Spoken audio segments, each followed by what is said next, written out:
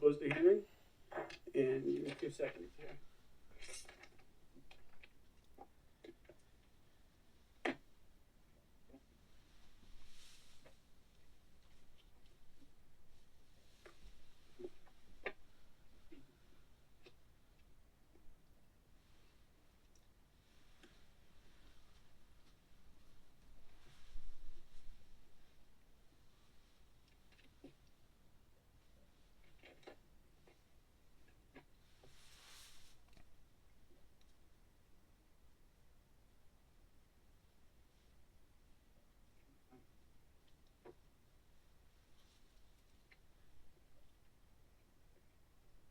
I wasn't planning on doing that today. So, we're going to take our time. Can you hand that to him? Oh, yeah. No, this is the new one. Oh, this is the new one? Yes, he switched it anyway over. Okay, so I'm not going to limit him to time 3 minutes because I'm not going to. Yeah. Everything else. I can't be first one. I gotta go use the first. So we're going to open up the hearing to SB 536 and hear from the prime sponsor. Thank you, Mr. Chairman, members of the committee. For the record, my name is David Rochefort, Senator from Senate District 1. I'm here to introduce my bill, Senate Bill 536, relative to Solid Waste Facility Site Evaluation Committee. If this wasn't such an important issue, I probably would open up my testimony with a rendition of I Got You, Babe. Because I know many of us feel like this is an issue that keeps coming back over and over and over again. And in the last 6 years, I think that we as the legislature, not just our body, but the other body, has come to recognize that solid waste and the disposal of solid waste isn't just a state issue. It isn't just a local issue. It isn't just a regional issue, but it's all of the above. So Senate Bill 536, which none of the concepts here are anything that you all haven't heard. We've been talking about them for a long time. But it attempts to find some balance with all of those. I know you're going to be hearing from some people after me that really could probably produce volumes of articles written on how important an outcome of this is, and it's been documented in the media, not just New Hampshire, but certainly regionally and also nationally. What 536 does, it sets up a site evaluation committee for siting new landfills. It will, in that site evaluation committee, it will take feedback and input from the state, from local entities, from regional entities, where all is going, where it's all going to be affected. The site evaluation committee will consist of 7 members from a variety of experiences, and they will be taking into account a number of factors that go into siting these facilities, and understanding the fact that we do need a place to put our trash, but because there are so many pressure points, it's important that we get feedback for all of that. And that's what the site evaluation committee will do. It will, again, also underscore the importance of brownfield sites versus greenfield sites. Where do we have brownfield sites currently that we could place some of these things as opposed to siting them on greenfield sites? So I know that you've had a long previous hearing. I want to keep my comments brief, and I'd be open for any questions that you might have. Questions from the committee? Thank you. Thank you very much.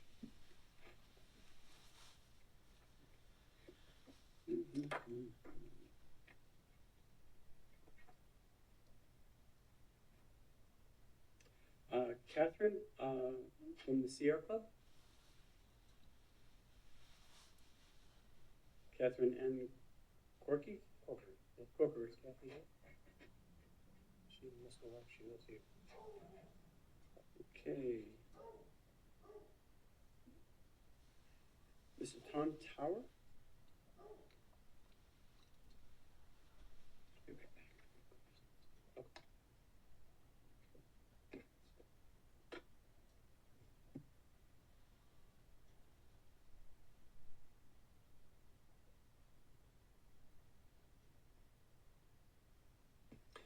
Good morning, welcome. Good morning. Well, good morning, I guess, Deputy Chair. Good morning to the members of the committee. For the record, my name is Tom Tower, and I am a resident of Whitefield, New Hampshire. And I am also representing North Country Alliance for Balanced Change here in support of Senate Bill 536. I want to thank Senator Rocher for his leadership on this issue. And let me first begin, and I'll try to be brief here, that this issue has been going on for a long time. It's been divisive and difficult in recent years, and prior efforts have created tension between communities, agencies, and the legislature. And I'd like to liken back to some of the comments that Senator Waters made in front of the full Senate body, and certainly has made during committee, that this whole issue has been a long, very arduous, very difficult issue for all of us, and that we really do want to put this issue behind us. And we believe that Senate Bill 536 is different. It's designed to be workable.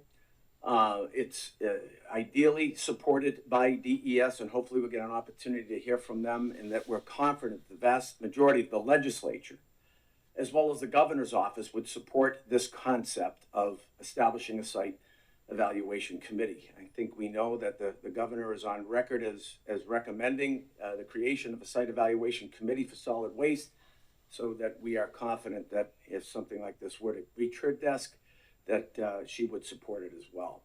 This bill is a reset, if you will. It's not a continuation of past conflicts. So why is 536 so important? Large solid waste facilities affect more than what's captured in current DES permitting today. Largely technical in nature. What doesn't get taken into consideration are impacts like noise and odor, traffic, tourism, property values, and long-term economic health are often felt most at the local and the regional level. These impacts are real experiences, significant experiences for host and neighboring communities, and they deserve structured consideration. These communities are taking the brunt of these impacts, and it's important, I think, that they have a voice in the process. What Senate Bill 536 doesn't do, it doesn't weaken or override what DES does today. It complements DES by the creation of a site evaluation committee focused on the broader public interest. It's a combination of environmental compliance plus community impact, an added lens, if you will, on what definitely has generational impacts. So why does the process matter? 536 creates a clear, transparent, and predictable framework. Applicants know the expectations up front. Everybody knows the rules of the game. Municipalities have a defined and meaningful opportunities to engage. The public gains confidence that decisions are made on a full and balanced level. Folks, good process builds trust. And when decisions have multi-generational long-term impacts, that type of trust is important when you're going to make these type of long-term decisions. So some of the ingredients that build trust is the creation of an intentionally balanced site evaluation committee. It includes state leadership and municipal and regional planning experience and members of the public. Strong conflict of interest standards help ensure credibility and independence.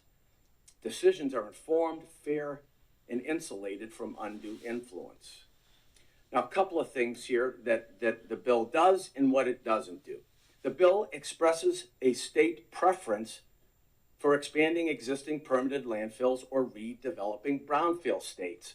And after what we've talked about for the last 5 to 7 years, it makes sense to be choosing brownfields versus greenfields. However, the bill does not force any community to expand a landfill. And you're going to hear an awful lot more about local control in subsequent testimony here this morning. It does not exempt large expansions from review. It does not ban new facilities outright. The preference is real, but it respects local control. It respects local control. 536 doesn't say yes or no to any specific project.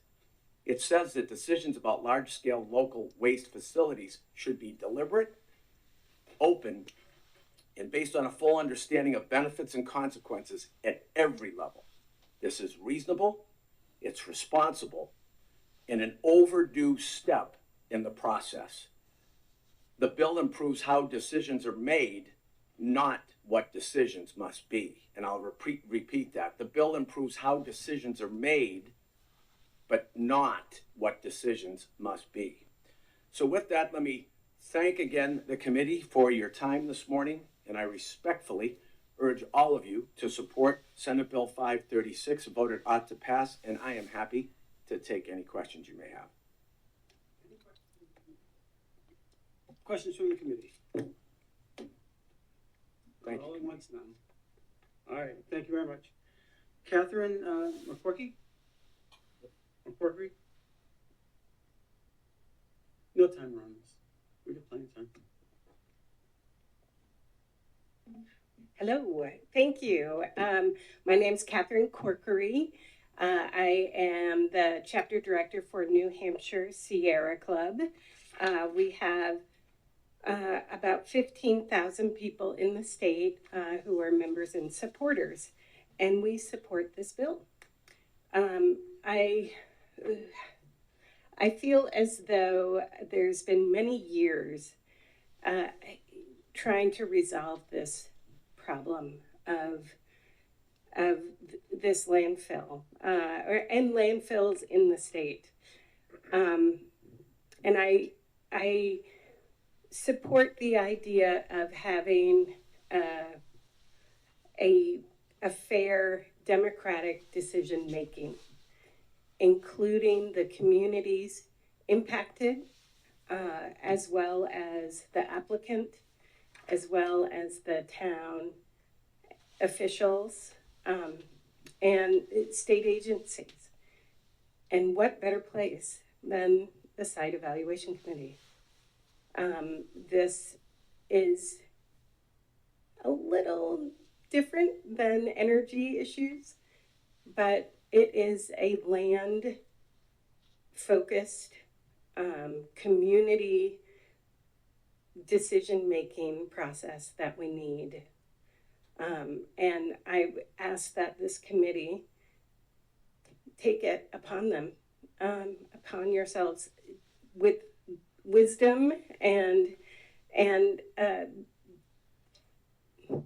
the need to resolve this problem. And I ask you to pass this bill. I know there's another bill, and following this one, and they're really different. So you have a really big issue in front of you, and I really ask that you come with the mindset of resolving this issue. I feel as though there's a lot of ends and no together. There's no collaboration, and I ask that you do that. I know it's hard, but we will support you in finding that collaboration to resolve this problem. Thank you. Thank you for your testimony. Questions from the committee? Seeing none. Rich Southwell?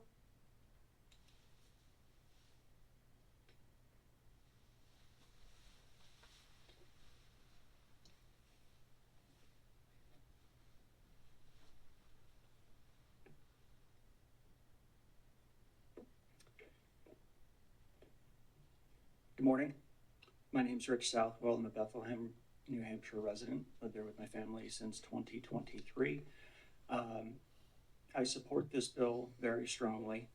It recognizes that the solid waste industry has taken many shifts, many turns. It's expanded in complexity and the degree of risk inherent in that business. And so this bill brings in a variety of relevant disciplines to try and get to the very best decision for all involved. As I went through, and this is going to be a shameless plug for my profession, as I went through this bill and looked at the various disciplines that are represented, the one thing that I found missing was an actuary and or insurance expert. And the reason that that is important, as I said, is that this business has become far more risky than it was 100 years ago. 150 years ago in Bethlehem, New Hampshire, we had these big, beautiful inns. It was a playground for the rich. They would come up in the summertime. And as you hike through the hills of Bethlehem, you will occasionally come across an old dump site, 100 years old. They would go out in the woods, dirty dishes, broken dishes rather, china, bottles, cans. That's all they had to dump. All biodegradable. Metal cans were obviously made long before they started lining those cans with plastic. Now we've got PFAS, we've got electrical components. All of those things are getting dumped in a giant hole with a liner that we hope works and will be effective to contain those elements. And we are entrusting responsibility to solid waste operators. One of those is a publicly traded company that operates in Bethlehem. We'll talk about them a little bit later. But they put out, because they're publicly traded, 10K annual report to shareholders. Item 2 in that very voluminous report is called risk factors. And this is where they have to disclose everything that could possibly go wrong in their business that would impact the value of their investors or their shareholders' investment. I want to read one of those sections. This is from 2024. It was released in February of 2025, so they were recounting 2024 results. 2025 results should be out in a couple of weeks. But in the risk section, 1A, risk factors, our insurance coverage and self-insurance reserves may be inadequate to cover all significant risk exposures. It goes on. The provision of resource management services, including the operation of landfills, a substantial fleet of trucks, and other waste-related assets involves risks. These risks include, among others, the risk of truck accidents, equipment defects, malfunctions and failures, improper use of dangerous equipment, the release of hazardous substances, fire and explosion, any of which could result in environmental liability, personal injury, loss of life, business interruption, or property damage or destruction. We carry a range of insurance policies intended to protect our assets and operations, including general liability, property damage, and environmental risk insurance. While we endeavor to purchase insurance coverage appropriate to our risk assessment and seek to minimize our exposure to these risks through maintenance, training, and compliance programs, we are unable to predict with certainty the frequency, nature, or magnitude of claims, direct or consequential damages, and as a result, our insurance program may not fully cover us for losses which we may incur. It goes on from there, but you get the general idea. So they're entrusted with a very high-risk endeavor. They think they have enough insurance. I can guarantee you, as an actuary, that they've got very high risk retention, so they're on the hook for the first many dollars. Haven't seen their program. And I know that the insurance market for environmental liability and pollution coverage ebbs and flows, and sometimes coverage simply isn't available. And so the one critique that I have of this bill is we absolutely, as a state, wherever these sites go, have to do a very focused job of monitoring the insurance programs and the parent company's wherewithal to pay should the worst occur. I'll take any questions. Thank you. Questions from the committee? Seeing none, thank you very much. Thank you. Back in a bit.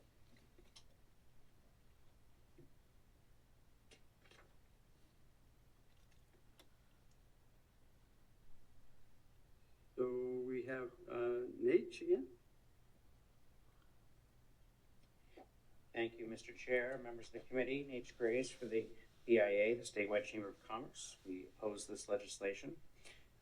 New Hampshire already faces tightening disposal capacity, and one of the things we're very concerned about is, what happens when we have decreased capacity, what happens when we are required to send more waste out of state. And from what we've heard from our membership and from people who work in the solid waste industry is basically disposal costs are going to increase, and those costs are going to be passed on to companies and to individuals who need to dispose of waste. And so we understand there are a number of issues that are trying to be addressed in this legislation, but our position is that DES already offers a comprehensive and rigorous environmental safeguards throughout the landfill permitting process, and adding this additional layer of complexity, adding these additional reviews and regulations that include everything from sort of subjective assessments of what might happen with tourists if there's an expansion of a landfill or a new landfill here. That's going to add additional time on the time it takes to either expand landfills or create new landfills and deal with the solid waste issue. That will ultimately boil down to this committee that's being formed making a decision on the net public benefit as compared to any adverse impacts.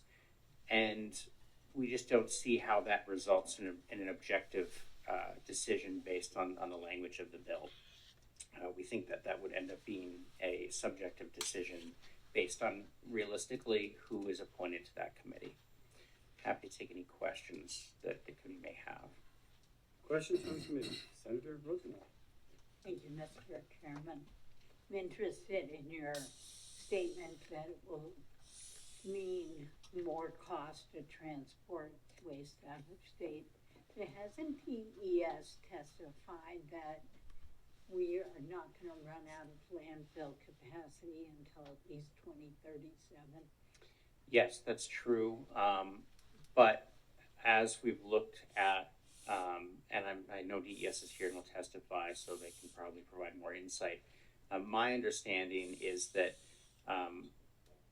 it's not necessarily that we're going to run out of landfill capacity, but as we sort of go towards that timeline, the operators of those facilities are going to be looking at alternative answers. What happens if we don't get the expansion and we can't take those materials, or the materials markets change as we saw when China and other countries in Asia stopped taking recycling and we had to start landfilling some of those products. So it's really a supply and demand issue where we're looking at not only the capacity for landfills, but also the market and how materials are flowing through that market. We've seen other states like Maine regulate sludge and other materials because they contain chemicals that the state of Maine has determined that they want to regulate. And a lot of those materials are being landfilled, and that's affecting capacity as well. So this is an ongoing and complex conversation, is my understanding, but I'm sure DES can provide more insight. Thank you. I have a question. How long have we been talking about this issue? How many years? Well, I had a different job that I started in 2019, and I believe one of the first hearings I came to was on solid waste, and we haven't solved the problem yet. Right. So we're looking at 2037. Mm-hmm. We had the green light today. How long does it take to make a landfill? Or I mean, I could probably ask DES on that, but I wouldn't be the person to be able to answer that question, Senator. I can certainly find an answer and get but it's back about to you. 6 years, maybe 7. Have we been talking about this? I think so. All right. No further questions. Thank you very much, Nate. Thank you. Appreciate that. Yeah,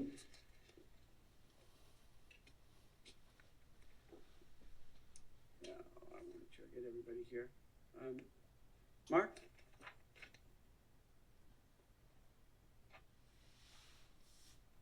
welcome back.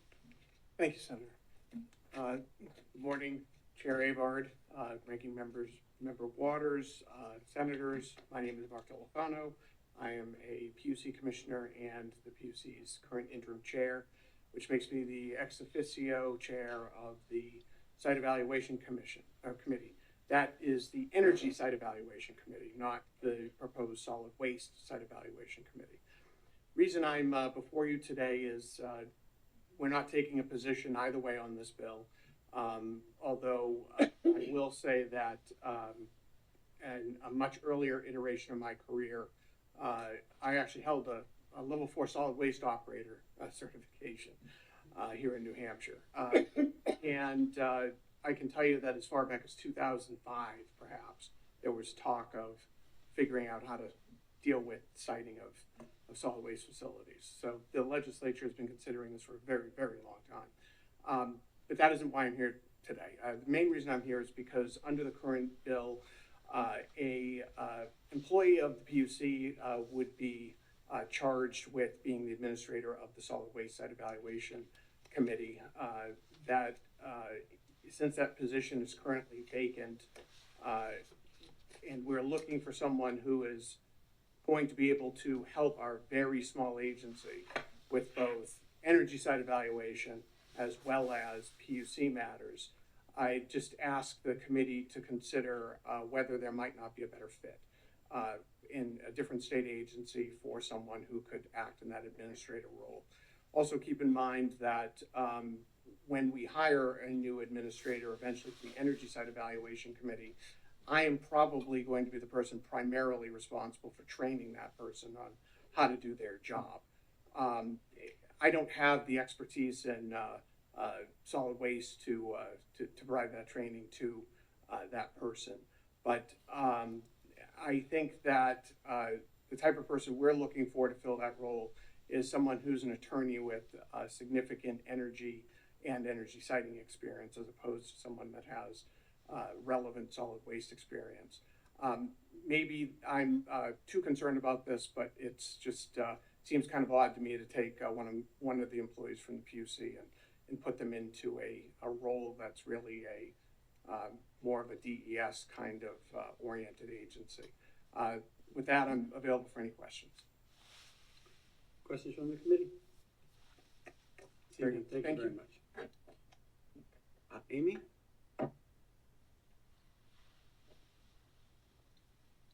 Is it Manzelli? Yep. Oh, You got good job.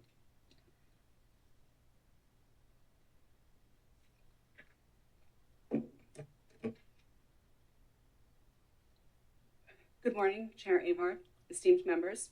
My name is Amy Manzelli. I'm an attorney at BCM Environmental and Land Law, and I'm here with North Country Alliance for Balanced Change, from whom you heard Tom Tower, I think at the top of the hearing. Just a couple of brief remarks about the Solid Waste Site Evaluation Committee this morning. Of course, North Country Alliance for Balanced Change strongly supports this bill. We do think that it is one step towards solving the issue of how to site expansions of and new solid waste facilities in New Hampshire. And that's because it's sensible and it borrows from the extremely well-established process for siting energy facilities. The large-scale energy generation and energy moving siting facilities. So that process from RSA 162H has been on the books for decades, has been used in lots of projects, and I wanted to share some of the very important key attributes of how that process works that the solid waste industry can benefit from. So one of the biggest ones is that, and Attorney Needleman spoke to this in your last hearing on the totally different topic, but the SEC process at energy and what would be at solid waste, he said something about applicants have to prepare reports that aren't required for other permitting. And that's true because the SEC process captures known adverse impacts that aren't otherwise permitted. That's the primary benefit of the process. But the other thing it does is it provides a one-stop shopping that doesn't make the overall project permitting longer. It makes it more efficient. And so I'll give you an example from this bill. It authorizes state agency applications and public hearings to be heard concurrently. So you're not going to go file your wetlands application at DES and, have your public hearing at DES and then go file your site evaluation committee application and have your hearing at the site evaluation committee. They can be concurrent. So it's not doubling all of the work. By the way, you can layer up on that. Your alteration of terrain state application, your shoreland state application, your wetland state application, that can all become the one-stop shopping through the central hub of the site evaluation committee. And it is prescribed with certainty through the rules that are developed under the Solid Waste Site Evaluation Committee. So everybody knows what the rules of the game are. The process becomes much more efficient than doing this permit and this permit and this permit and this permit. And it really, really assists with the siting project of what are some of the largest projects that our state encounters. Happy to take any questions. Thank you, and thank you for your testimony. So you just heard recently from PUC that although they didn't take a position, it sounded like they took a very sanguine position, if you will, in his tone, that they're not really equipped to take part in this bill. Can you comment on that? Sure. I hadn't considered that aspect of the bill prior to hearing the interim chairman's testimony, so I'm a little bit shooting from the cuff here, but I do think I agree that this is a more Department of Environmental Services oriented proposal because, of course, the Department of Environmental Services processes the primary solid waste facility siting permit, which is the solid waste permit, as opposed to the existing energy site evaluation committee, which hears, energy generation and energy transmission projects. And that is more aligned with the Public Utilities Commission, now also aligned with the Department of Energy, which didn't exist when the Energy Site Evaluation Committee was established. So I'm understanding and empathetic with the point. I'm guessing, but I'm speculating, that the sponsor was thinking, since this process borrows so much from the existing Energy Siting Evaluation Committee, that it would make sense that one person would be administering both programs. I'm guessing that's why the sponsor did that. But I would imagine the sponsor would be amenable to a change like that. Senator Waters. Senator Rosenwald. Thank you. I'm so good at energy now, you think of me. Really good. Well, you read the fine line. We appreciate that. I'm looking at the makeup of the commission, and I see that there's, a couple of questions. One, there's a possibility to have 2 members of the waste management industry on this committee, if the governor so chooses, out of, I think, 7. But I'm specifically also interested in, there's a possibility that someone with business management experience could be one of the members. And I wonder if someone who runs an advertising agency, for example, would actually be a useful member, or if that 7th position that's business management, if there might be somebody better for this, perhaps someone who has a science background. Yeah, I can comment on this a couple different ways. One is my experience with the evolution of RSA 162H, the Energy Siting Evaluation Committee, and how that has changed over many years because the composition of that committee has changed over the years. And two of the major changes have been one, to add members of the public, just plain vanilla members of the public, not representing the environment, the energy industry, you know, just regular old people. Not even that, just members of the public. And I think that was an improvement to the process. The second thing was to make it smaller. And that was just a matter of reality. In modern times, it is very difficult to convene a quorum of anything. And so the point is, whatever is enacted in this law, I bet you it will change over time. But yes, I could look at this and tell you, I do see that it could be differently comprised. Perhaps it is a little overweighted by interests in the solid waste community, but I could imagine that if I were the sponsor, I would want the solid waste community to feel comfortable and buy into this bill. And that might be why I write it that way. I think, yes, business and economic affairs, I think that's important to have represented here. But this committee considers issues like this all of the time. And if the committee wants to amend this composition to have more scientific representation, more public representation, I think that would bring more balance, more information, and perhaps be fairer. Yep. Any further questions? Seeing that, thank you very much. Thank you all. Mr. Wimsatt.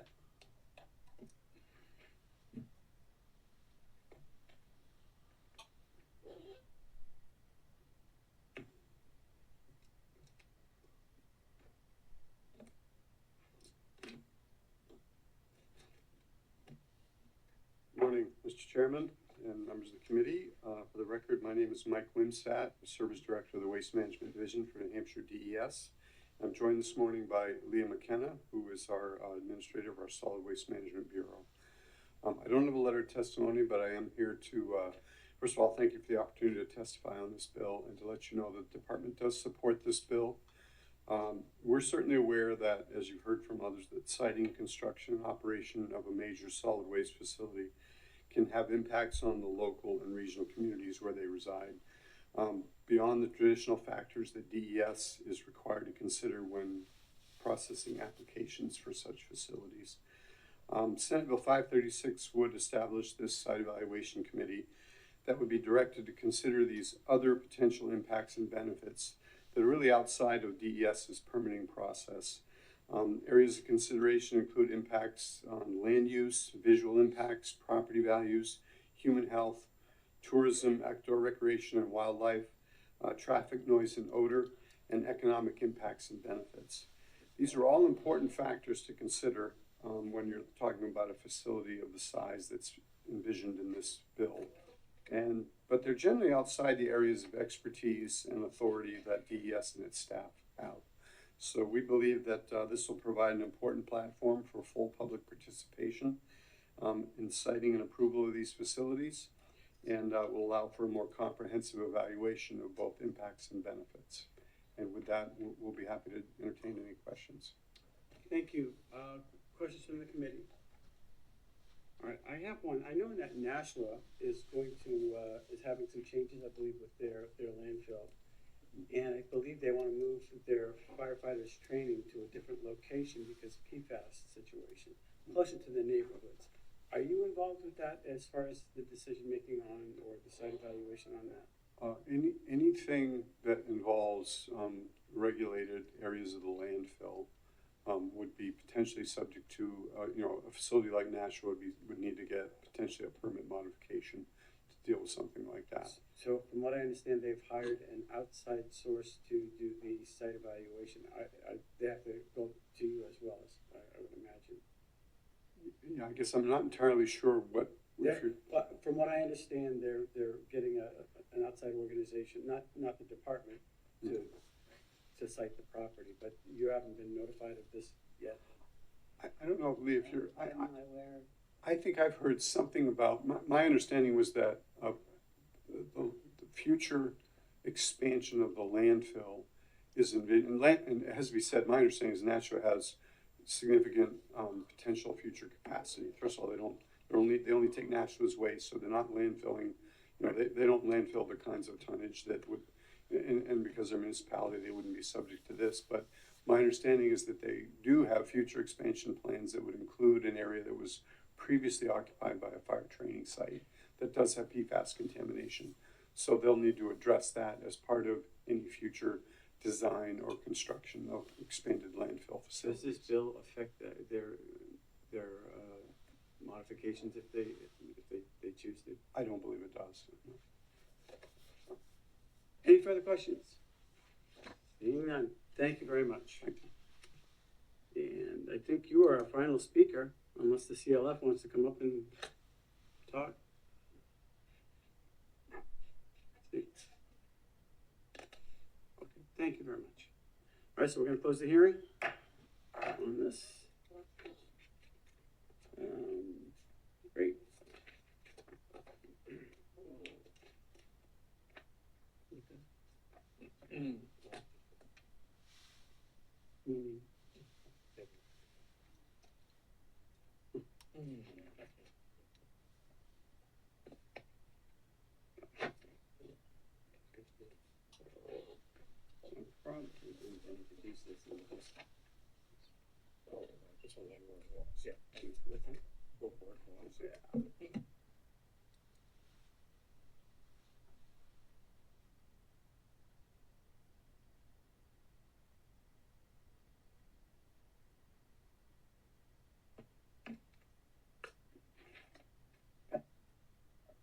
All right, we're going to open the hearing on Senate Bill 593 and recognize Senator Avard, the prime sponsor.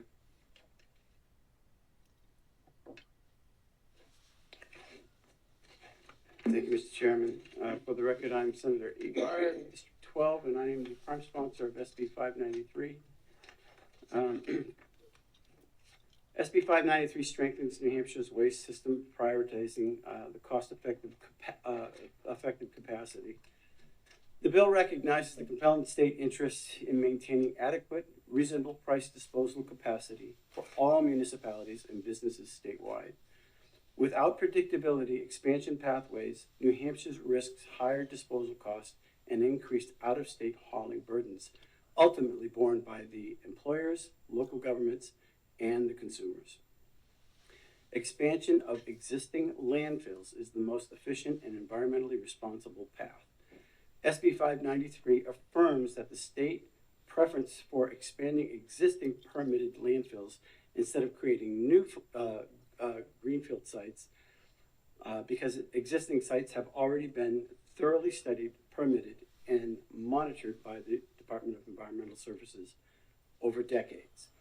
This reduces environmental disturbance, avoids opening new sites, and leverages substantial prior investment. This bill promotes landfill expansions at existing sites. It does include some other restrictions for landfills, not expansions. Related to the groundwater flow, and it has a 5-year travel time requirement and evaluation of benefits, impacts, including land use, visual impacts, an asset for any residential property within 1 mile of radius, regional economic impacts, infrastructure, noise, odor, and traffic. This bill allows for proposed mitigation to negative impacts. And with that, I'll take any questions. Thank you for your testimony. Any questions from the committee? Senator Bush. Excuse me. Thank you, Mr. Chairman. Thank you, Senator. So on the first page, line 28, a parcel or adjacent parcels. I'm sorry, first page, line what? 28? On 28, where, existing landfill on a parcel or adjacent parcels. including those separated by right of way. Would you, I guess what I'm trying to clarify is this like, so the development would occur on continuously adjacent, meaning that I just was imagining, let's say you bought a kind of a long and winding series of parcels. You wouldn't be then saying you could have the new site on the farthest one away. The adjacency here is determinative in terms of every parcel. You see what I'm trying to get at? Yeah, I do. I actually don't know how to answer that, to be honest with you. But I do believe that it is basically an expansion of an existing site. If you have a parcel not separated by distance, you know, like a winding road, it has to be connected basically to the existing site. That's my understanding. Yeah, if I could follow. Oh, sure. And I think there's something to discuss, but see what I'm just trying to get at in the public record here is that, let's say somebody bought, you know, a series of you know, 10 acres, 20 acres, 100 acres, which were in a continuous line, and then the place they wanted to put the landfill was on the one that might actually be half mile or a mile away from the existing operation.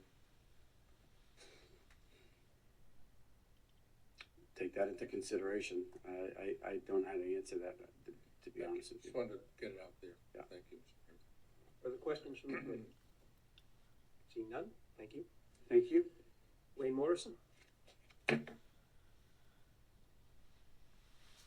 okay with the committee. One of the points I'm going to be talking about is a legal point, and I have an attorney that is also going to speak if you would mind. Come up together? Sure, go ahead. Got it. So we'll bring Amy Manzelli as well first. Okay. Go ahead.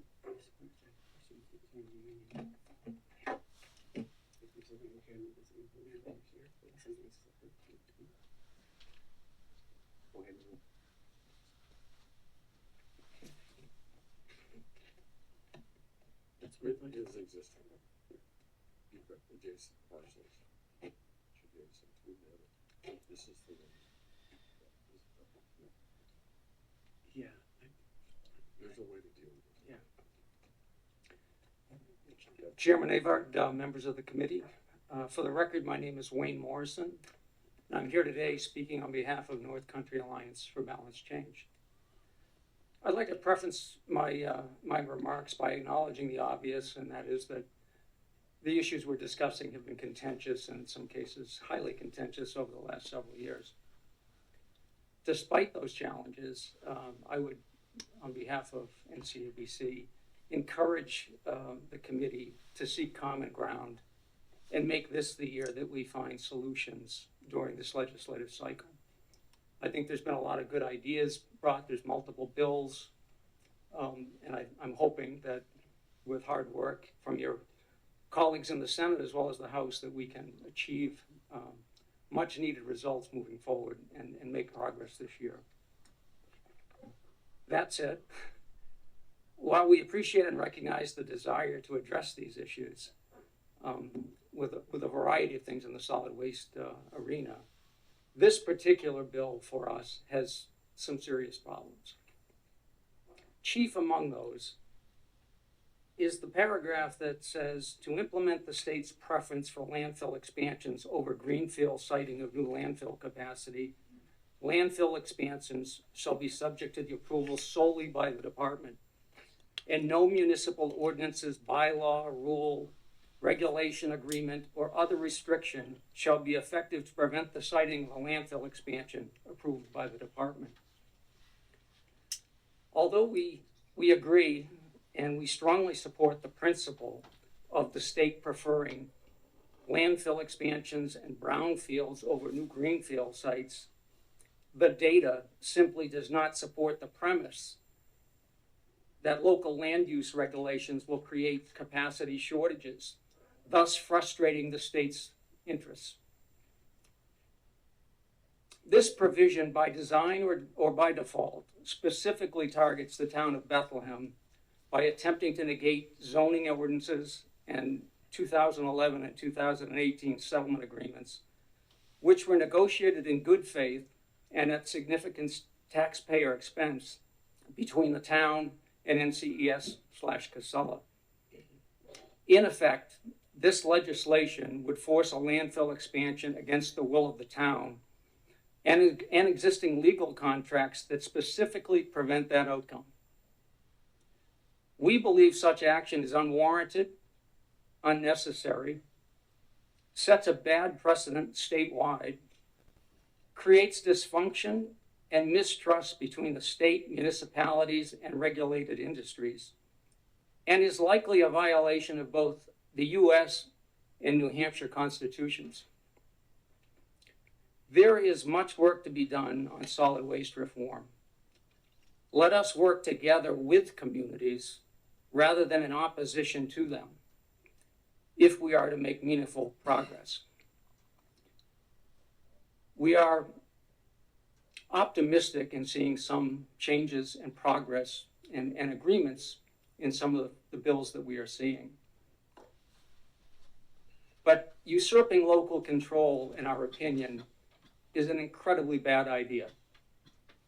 It goes against, in my opinion, some core values of what it is to live in New Hampshire in a democratic society.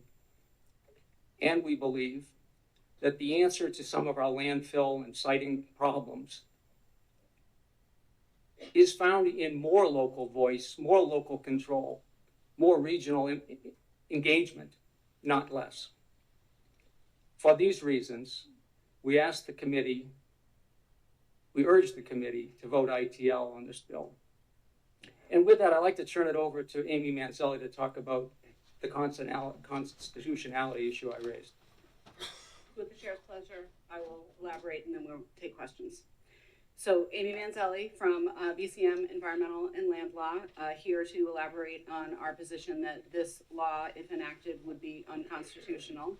And I should add that my written testimony for this bill and for 536, I did submit to the committee last night over email, so you have that digitally as well. So Wayne zeroed right in. The particular language of concern is the use of the word agreement in the bill. In other words, that any municipal agreement would be void by the bill. Both the United States Constitution and the New Hampshire Constitution have what is, in passing called a contracts clause. And it doesn't, those constitutional protections don't simply mean that, the state cannot impair contracts. It is not quite that black and white.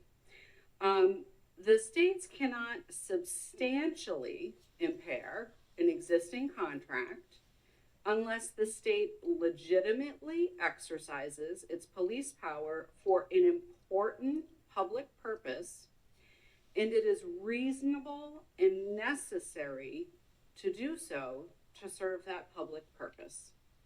So I get into the full analysis in the letter, but to get down to where this law falls down, it's the reasonable and necessary part. And it's because there is no disposal crisis. There's no solid waste disposal crisis. There's no compelling need, as stated in the sort of preamble to the bill, based on the state's own data and other stuff like, state policies for the hierarchy of waste and all those things, as I elaborate in my letter. So without having data to show a reasonable and necessary need to substantially impair an existing contract, this bill, if enacted, would be unconstitutional in our position. And I identify what it is that 2011 settlement agreement says. And it's a settlement agreement between NCES and Bethlehem. But it does say right in the settlement agreement that it's between its affiliates, its successors, and assigns to NCES. So that would include Casella. and I'll just mention one of the things. NCES shall not expand the landfill or develop or operate any other landfill capacity within the town's boundaries or outside of District 5. So if enacted, this bill would substantially impair that, because that whole provision would be eviscerated. So, and I wanted to know too, when I was listening to Director Wimsatt's testimony, there's available capacity all up and down the state. He mentioned that Nashua has increasing amount, or has capacity left to go. And that's what the state's data shows, that there is capacity. So accordingly, our position is that these laws, this law would likely be unconstitutional if enacted. And we welcome questions. Thank you for your time and attention. Senator Waters. Yeah, thank you. Is there a time period related to the 2018 settlement agreement? So the 2018 settlement agreement, just to identify what that does, it largely ratifies the 2011 settlement agreement. I do not know off the top of my head, but I have that settlement agreement, and I don't want to take the committee's time to read through it right now, but I will follow up over email. Thank you. I don't know why I had heard that maybe there was a termination date of 2000. Right. I'm sorry, could you repeat your comment? I thought I had heard somewhere there was a termination date to that, but there's not. No, I'm saying to you, I don't know as I sit here today, but I have the agreement, so I can figure it out. Thank you. Other questions? Seeing none, thank you very much. Senator Avard, could I make one more comment? You raised an interesting point about capacity and the time it takes for a new landfill or expansion to come online. And part of your answer, I think, is in the previous biennial report, right? That 2037 date. I'm sorry for interrupting. Go ahead. I'm listening. That do you understand where the 2037 date comes from? That assumes that Waste Management's facility in Rochester will shut down with no expansion. That's the largest landfill in the state. It does 1.2 million tons or something a year. That company at previous hearings, their representatives, their vice president of public relations stood up and said we have every intention of expanding. When it does, that number, that date of when we might need more expansion is not 2037, it's like 2057. There's the large landfills that really matter to our conversation about making sure New Hampshire stays well ahead of any capacity shortage. They all have additional capacity. And there's this restriction in this bill really only affects Bethlehem, which is a landfill that's scheduled to close. And that capacity could easily be absorbed in those other sites with plenty of capacity ahead. Somehow or other, this bill has made a leap from when the governor first introduced her thought about a site evaluation committee. It was all about finding a voice and giving local communities and regions more input to something that they're going to be greatly impacted from. It was not about capacity. It was not about cost. And my final thought would be driving more, I would call excess capacity into the system does not lower price. What it does is it encourages private operators to bring more external out-of-state trash into New Hampshire. But on that point, if I understand correctly, that Waste Management takes in about 70% of their waste from out of state versus the competitor, which does 40 to almost 50%, which we're under. We have a constitutional thing going on there with that, right? So if this should die, then the reconsideration for Dalton goes back into play. Is that correct? We're fine with that. Yeah. We don't believe, we fought Dalton because it's the wrong site, a bunch of reasons. We don't believe we need a landfill in either location. Mm-hmm. And we think the one is poorly sited and totally unneeded, and the other one, there's an agreement in place that was done in good faith by the town and the company, and we should honor that agreement. And this bill, to me, we can have everything that we want out of that bill without having to force this, us versus them, the state versus local communities. It's just not needed, and it's not productive. And so, on your point, you actually convinced me that the bill's good, to be honest with you. So, with a compelling interest, I'm still looking at the idea. Now we're having a conversation. I'm still looking at the idea of how long it takes to get something done in this state.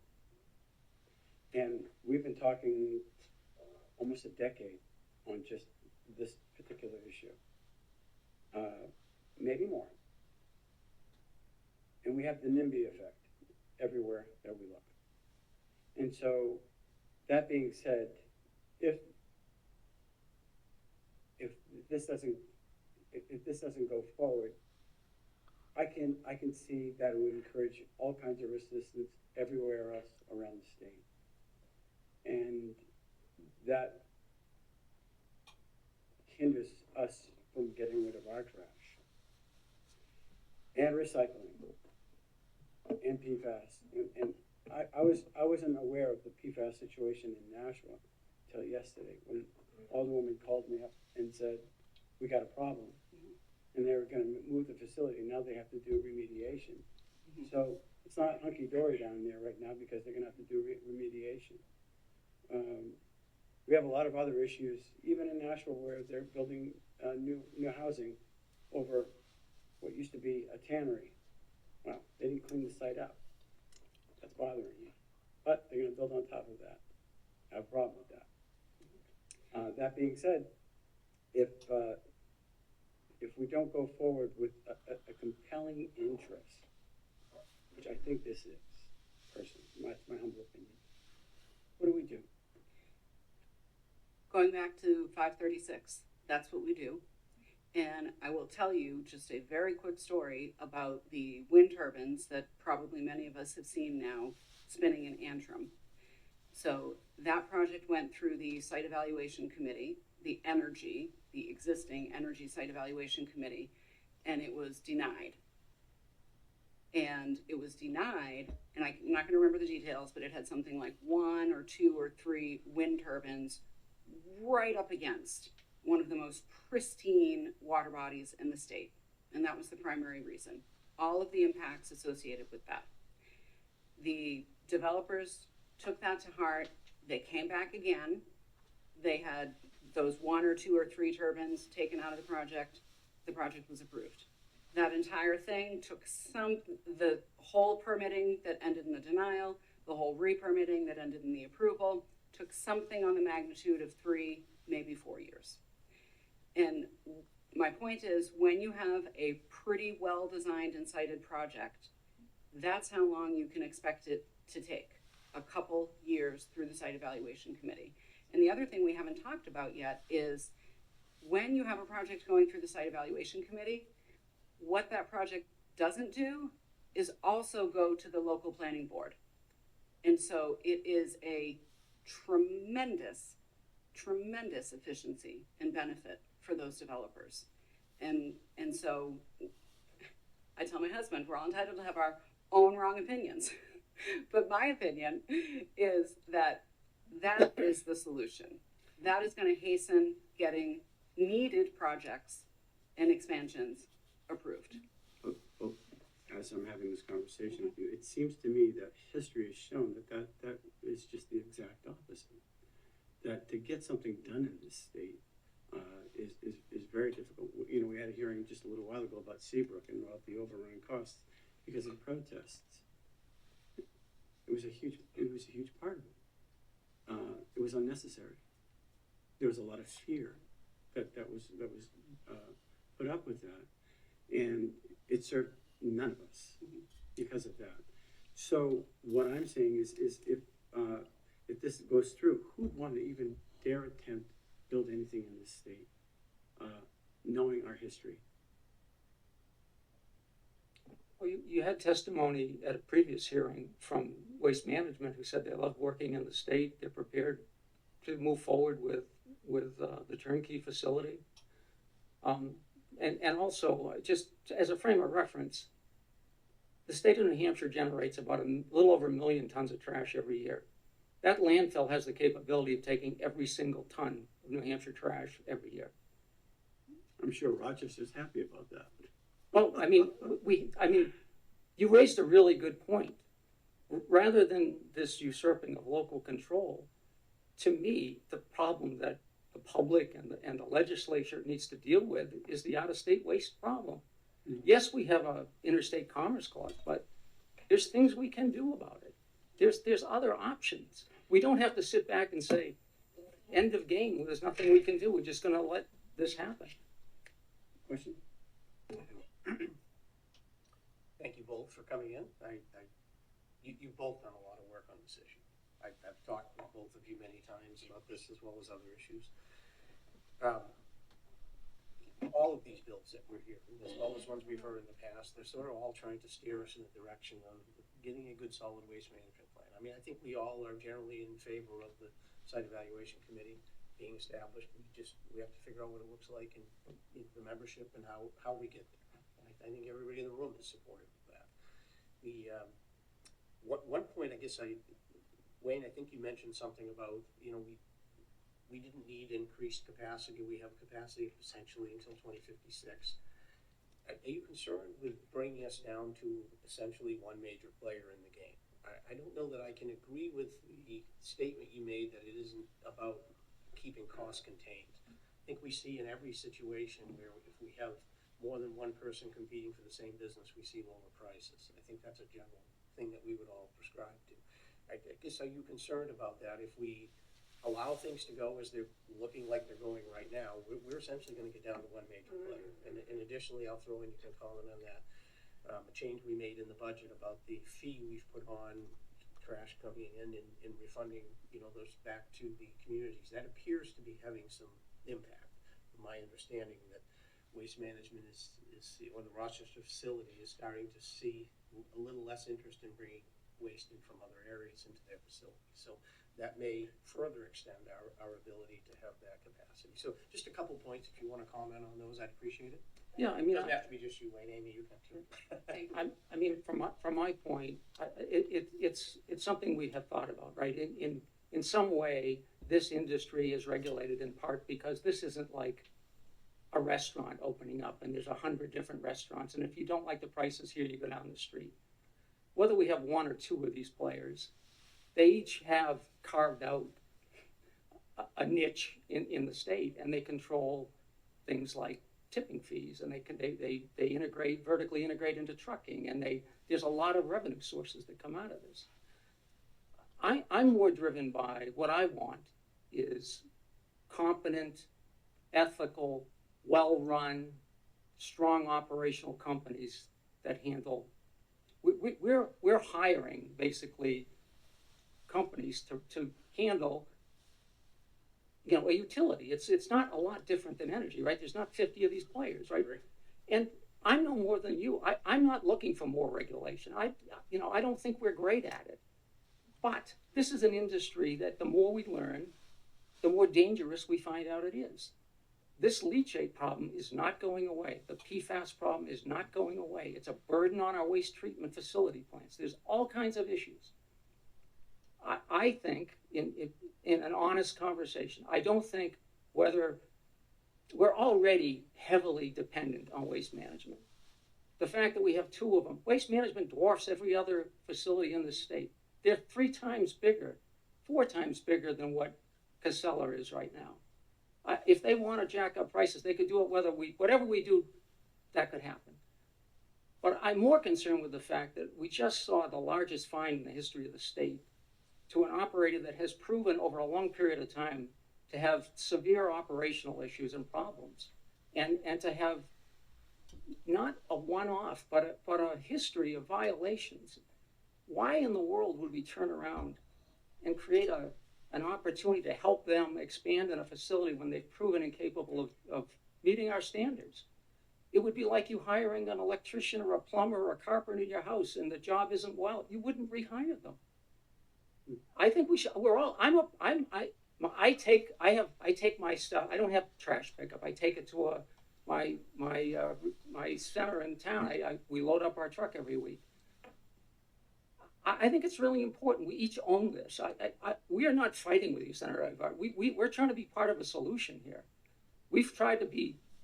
We're not here to beat you up. It's a difficult problem. We want to be part of the solution. We keep bringing different things to the table. Our experience just says this bill.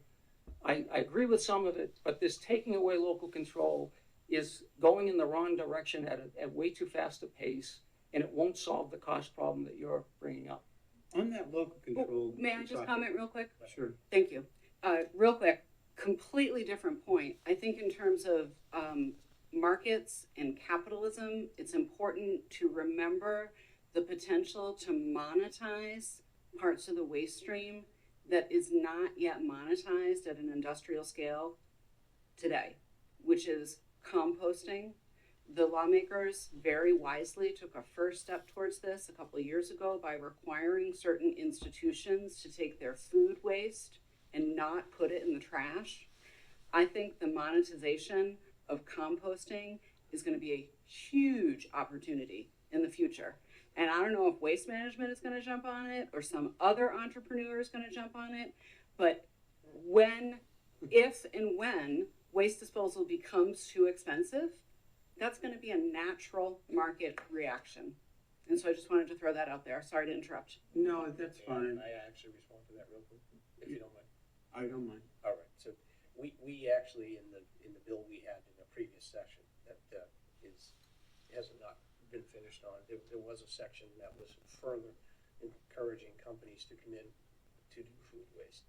Unfortunately, to sort of affirm Senator Avard's earlier point, we've dragged our feet on this, and they've now decided they're going elsewhere. Yeah. So we've lost an opportunity there that Huge. that would have been quite a processing facility to have in the state of New Hampshire. So we do need to get this done, and I know there's further conversations that are going to continue to go on, and I appreciate all that you're bringing to the table, the ideas. Whether I agree or not, that's not the point. I appreciate the ideas coming forward, and it's really helping us to shape what I think is going to end up being a good policy. So thank you for that. I wanted to, I'll get you in 1 second, but I did want to reiterate what Senator Pearl had said, that we had conversations with other companies that wanted to come in and set up the food waste, recycling and whatnot. And they politely just bowed out. And I do believe it's because of what's going on. And I think it's sending a signal to, across the board. And so, we're a big legislature. If we can agree on something, it's huge. But getting there is very difficult. But we need to start doing it. Senator Rosenwald. Thank you, Mr. Chairman. And I'm going to give a shout out to Nashua, which has a local composting business. I don't participate in it, but my niece does. And I do that in my backyard, actually. She's really into it. But I want to follow up on Senator Pearl's reasonable fear of creating monopolies.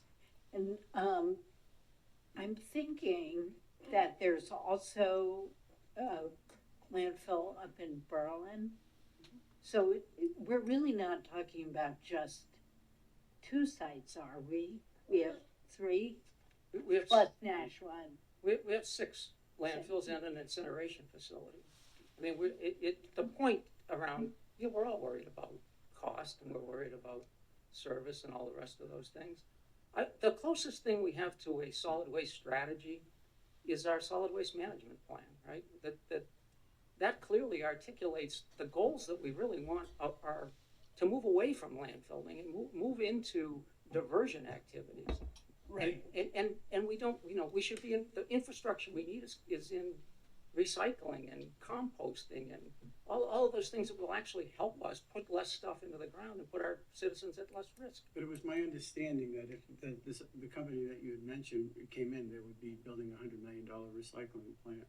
But, in addition to that, they could do that anyway, though. They don't need a landfill to do that. They could do that at any time. Well, we had a study on this landfill issue. And one of the things that was very compelling about the study, obviously we had the interstate compact thing went around and all that. Very interesting. But we heard that incineration reduces tonnage by 2/3. Try to get that built in New Hampshire. Come on. It's not working. We're having everybody say no, no, no. I know there's one in Bosquen, but this is what I'm seeing over and over and over again, where there's always opposition and it shuts things down. And I do believe there's a fear factor which is unwarranted.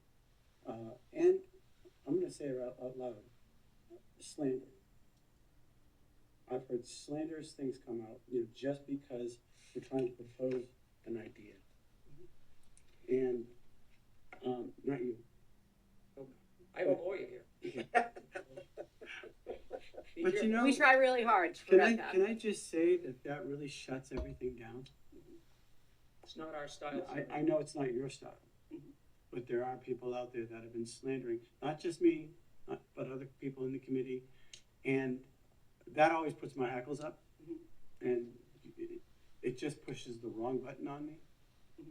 That's why we're having a conversation right now. May I make a comment to that? Yeah. So this goes to what you just said as well as what you had said previously. One of the primary benefits of a site evaluation committee, which I am very happy to hear comments like most folks are in support of that, is the certainty of process and standards that it provides. Because in the future, where it would be enacted and then the rules are promulgated and passed, developers that may be looking at the status quo now and saying, no, thank you, might be looking at that future status quo and saying, yes, I want that. I know what the rules of the game are going to be. And in that future status quo, you're not in the position of trying to say incineration is the solution. Biosolids are the solution. This is the solution. You've set up the method, the structure, and then developers can put forward their idea and the structure can take it from there. All right, we've had a nice conversation, Thank you. and I have to move it along because we still have other people, but thank you for your testimony. Likewise. Nate, did you want to speak? Yes, please. Thank you, Mr. Chair. H. Grace for the BIA. Again, we support this legislation. One of the things you hear from us quite a lot is that we always like streamlining governmental processes. So when there are two governments regulating one thing, we always urge the legislature to pick one. Generally works better because then we don't have the possibility of conflicts in regulations and makes things a little bit smoother. The other thing that we appreciate about this bill is it deals with some of the issues that keep coming up over the years, like this groundwater setback issue. There's now a set and workable solution here for a 5-year time horizon rather than what has been previously proposed. It also avoids some of the issues in other legislation pending before this committee, such as the PUC issue and whether they should be involved. And I'm not sure I have a whole lot additional to add to this, other than to say it seems very clear that this legislation prioritizes expansions over new landfills, but does put in place some additional considerations for new landfills, including that groundwater portion, which all seemed quite reasonable. The last point I will make before taking questions is on this constitutional issue. I'm not really very prepared to speak about that, but in evaluating a claim of any sort of litigation, it's important to keep in mind who has standing to make the case. In this case, it would appear it would be a private company, and then on the other side of things, a subdivision of the state, a municipality. There are plenty of examples within state law where the state has stepped in loco parentis, standing in the place of the parent to say, hey, this is an important issue. We're taking over from the local jurisdiction. I'm not sure why this would be very different. Again, I'm not prepared to make any sort of legal argument here, but I certainly think there is a justiciable question as to whether or not that claim would even rise to standing. Thank you, Mitch. Happy to take Questions from the committee? Seeing none, appreciate it. Thank you. Let's see. I guess that's Rue. R-I-E-W. Rich? Rich? Sorry, Rich. I got dyslexia, so I can say that anything I want.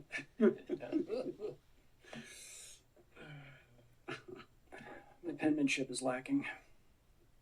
I remembered you from the last. You've heard a lot of discussion, and I don't want to limit too much because we do have to go over a couple other bills, but if you can kind of. I think you need to hear from the town of Bethlehem on this one. Yeah. So I oppose this bill because it subverts local control and represents an enormous gift to Casella Waste Systems. That is the same company that recently agreed to a $1.9 million settlement. I want to make sure I read the exact right words so I don't get sued. Over alleged violations related to leachate management and leachate data and reporting in Bethlehem, New Hampshire. If this bill becomes law, here's what happens. The state of New Hampshire will attempt to void a lawful contract entered into between the town of Bethlehem and Casella. A key element of that settlement in 2011 between the parties was there would be no further expansion once their permitted capacity had been reached. As it turns out, in its 2024 annual 10K report, Casella expected to reach its permitted capacity at NCES in 2027, and so this is arriving just in time for them. This bill is being proposed just in time for them to escape from a contract that they desperately want out of. They have been trying to get back into that town ever since they signed it. The taxpayers of Bethlehem spent $1.3 million, taxpayer dollars, through approved warrant articles and budgets to secure that agreement. There is no mention of compensation for those costs if the state decides that it wants to try and void that contract. Bethlehem will lose its ability to negotiate compensation for tipping fees because this bill includes a very easy to manipulate $2.50 floor per ton on tipping fees. That's services and cash combined. Who controls that? Casella does. They have the data.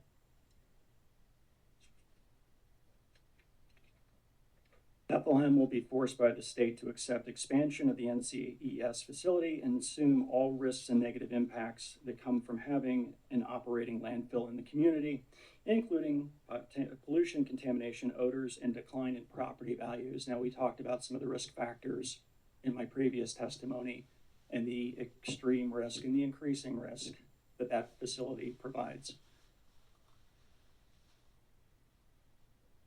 And we will not be protected from any of those potential violations in the future. And if you question that, we can take a look at what happened recently with the $1.9 million settlement. So the violations in question occurred in Bethlehem at the NCES facility.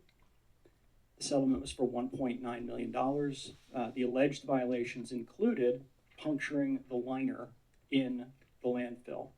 So I'm not a landfill guy, I'm a business guy, but it turns out that that liner is designed to keep the bad stuff in the landfill from reaching the good stuff, clean drinking water, underneath the landfill. They punctured a hole in it according to the alleged violations in there. So the state, the AG's office charged them $1.9 million. Where did that money go? $200,000 of it went to a remediation project elsewhere in the state. The other $1.7 million went directly to the general fund of the state. The town of Bethlehem bore the brunt of it. They got nothing, and they will get nothing. We have an AG. We have a letter from the AG's office just saying, well, by statute, it's got to go into the general fund. That's just the way it is. This bill is also a roadmap to end local control in New Hampshire on any issue. Because as soon as a locally inconvenient, or as you call it, controversial issue raises. This provides a roadmap. It's a one-page bill. It is very simple to replicate for data centers, crypto mining, the power to run those data centers. And somebody mentioned small modular reactors earlier today. You guys are gonna undercut, and sooner or later it'll come to one of your districts. You've provided a roadmap for short-circuiting local control, and that is wrong.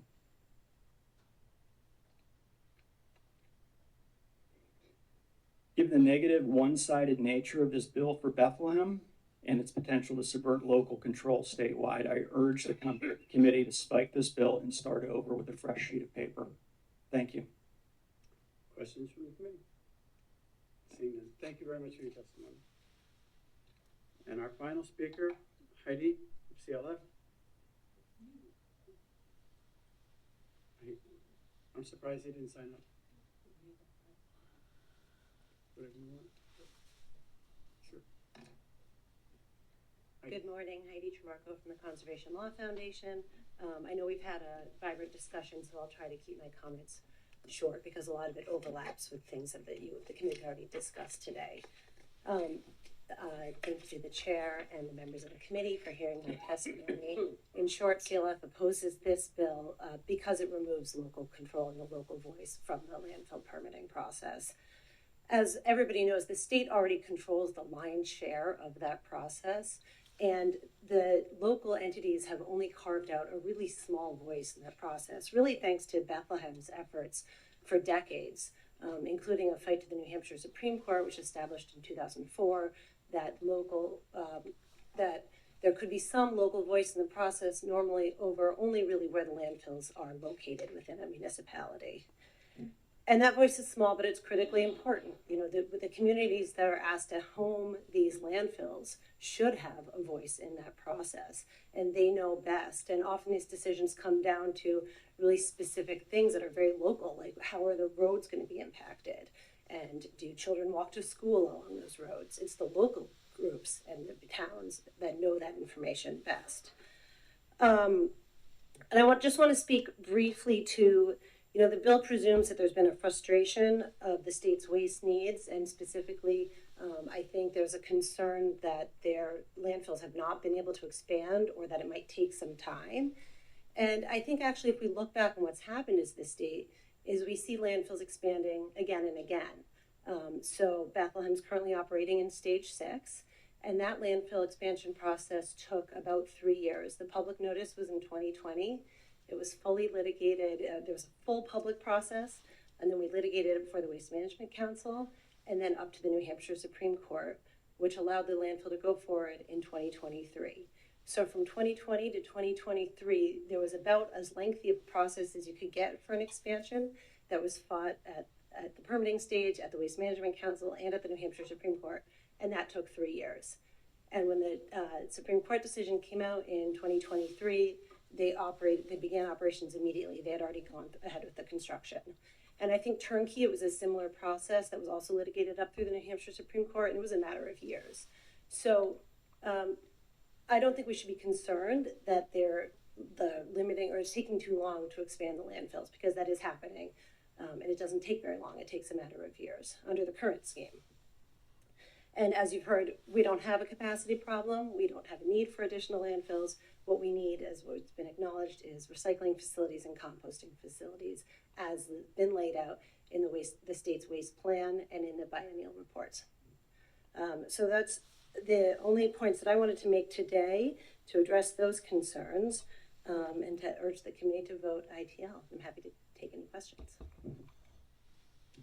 Seeing none, thank you. Thank you. Senator Rosenwald would like the department to come up. That's it. Thank you, Mr. Chair.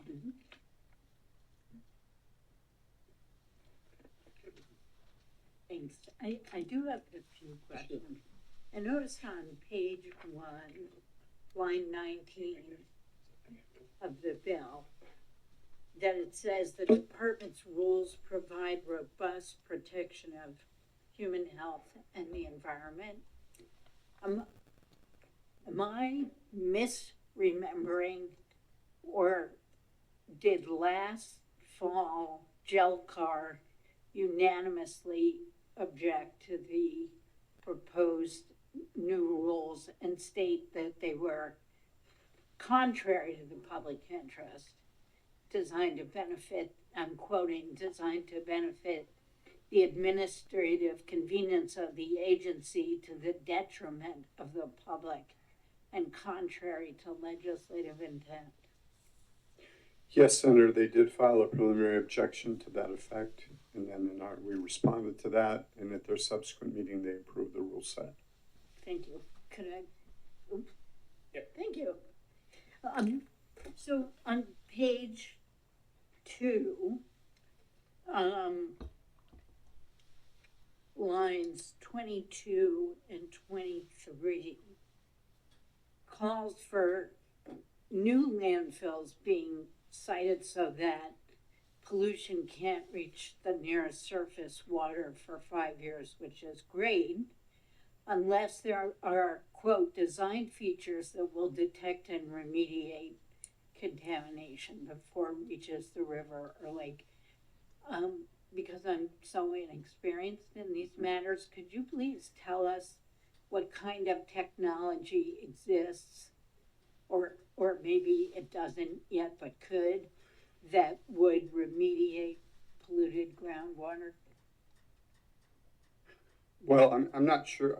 I don't know exactly what that provision is intended to mean. I suppose if you look at features on the site, you know, obviously we have robust design and construction requirements for the landfill itself.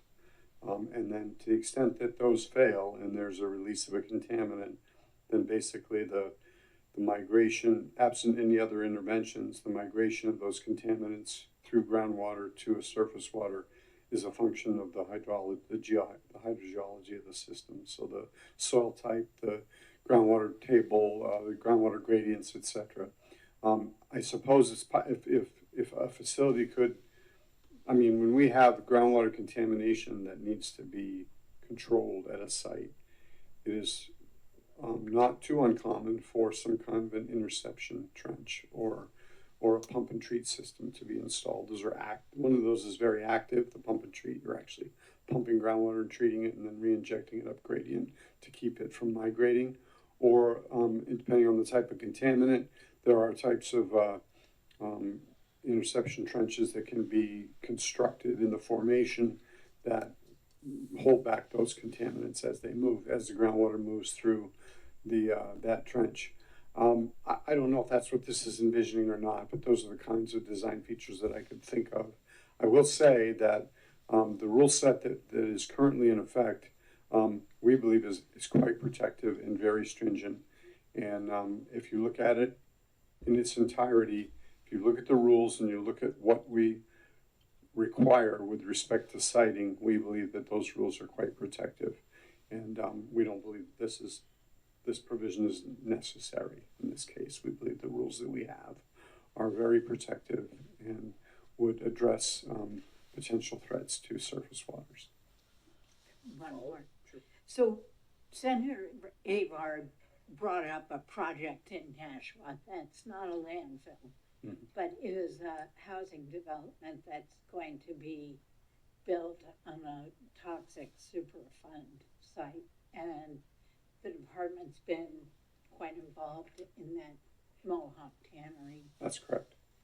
And there's a whole plan to build a containment system so that leakage of, I can't even remember, the tannins, and I think there's some asbestos on the site. That's correct. That doesn't happen before it leaks and pollutes the ground and the water. But isn't that project like a multi-million-dollar project that's going to be a lot of federal funds, some state funds, probably some city funds, and also some private developer funds? So to do this before something bad happens, wouldn't it cost just millions of dollars? You're correct about the Mohawk Tannery site. That's a complex project with a long history of use, decades of use, and a lot of contaminants that were deposited near the river's edge over decades.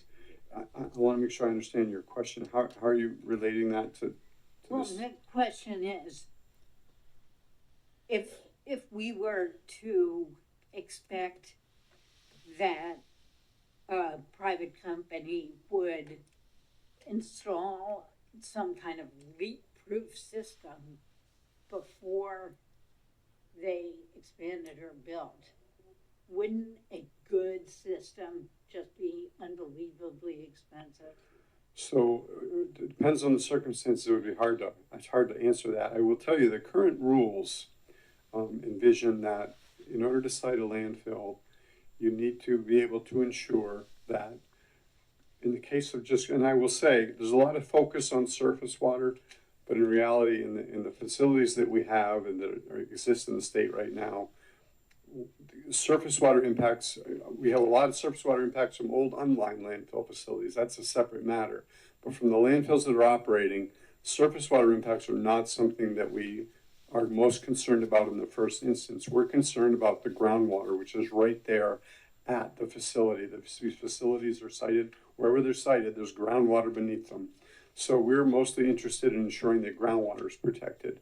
And our current rules require that the landfill be sited and constructed such that if contaminants are released from the landfill, they can be detected, monitored, remediated before reaching the property line, which in most cases, unless you've got a surface water on the property, it's going to be much closer than any surface water that's further away from the site. So that's where I think that's one of the strongest provisions in our rules that help to ensure protection of this. There's also similar language that says that you need to site it, and there's a minimum nominal setback, but also you need to site the landfill such that any potential impacts of released contaminants to surface water can also be detected, remediated, and are monitored and remediated before reaching the surface water. Our rules do not envision some kind of pre-installed remedial system outside the landfill. We expect that the landfill as it is, without any remedial systems, will be designed, constructed, operated, and sited such that there will not be an adverse impact on groundwater off of the site or on surface waters. Senator, we're running on time for a exec session, so if you have one more question. I think I won't. Okay. Thank you. Thank you very much. You're welcome.